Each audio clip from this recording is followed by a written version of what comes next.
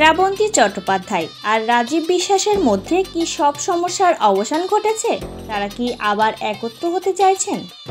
শুক্রবার সন্ধ্যা থেকে এই গুঞ্জনের মাঠ টলিপাড়া। উপলক্ষ সায়ন্তন ঘোষালের ছবি রবীন্দ্র কাব্য রহস্যের বিশেষ প্রদর্শন। কালো সিকুইনের শাড়ির সঙ্গে মানানসই ব্লাউজ, গয়না, খোপায় গোজা গোলাপের কুড়ি। শুক্রবার রবীন্দ্র কাব্য রহস্য ছবির বিশেষ প্রদর্শনে উপস্থিত ছবির নায়িকা। তার জৌলুসের ছটায় চোখ ধাঁধিয়েছে উপস্থিত সকলের। মুখোমুখি হওয়ার প্রবল সম্ভাবনা ছিল দুই প্রাক্তনের। শ্রাবন্তী যখন দক্ষিণ কলকাতার আধুনিক প্রেক্ষাগৃহে পা রেখেছেন, তখন ঘাড় ফিরিয়ে তাকে দেখে নিয়েছেন রাজীব। চার চোখের মিলন কি হলো তারপর?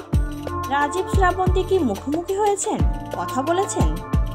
টয়লেট বলছে তেমন কিছুই নাকি ঘটেনি, তবে শ্রাবন্তীর সঙ্গে কাজ করার আগ্রহী তার প্রাক্তন স্বামী। একথা ভারতীয় সংবাদ মাধ্যম আনন্দবাজারকে জানিয়েছেন নিজেই। তিনি বলেন, আমাদের যখন আইনি বিচ্ছেদের প্রক্রিয়া চলছে সেই সময়েও আমরা কিন্তু একসঙ্গে কাজ করেছি, কোনো অসুবিধা হয়নি। আসলে কাজের ক্ষেত্রে দুজনেই পেশাদার। 2009 থেকে 2024 সাল রাজীব একের পর এক বাণিজ্য সফল ছবি উপহার দিচ্ছেন।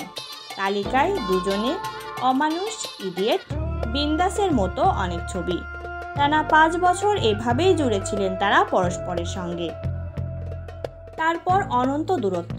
শ্রাবন্তী আরও দুবার 7 পাকে বাধা পড়েছেন। রাজীব দোসরহীন। এখন অবশ্য উভয়ে সিঙ্গেল। মিলবেন নাকি? শ্রাবন্তী কি অনেক বদলে গিয়েছেন?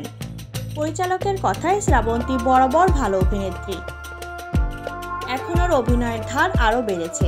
ইদানিং অন্য ধারার ছবিতে অভিনয় করছে, যেমন আমার বস দেবী চৌধুরানী।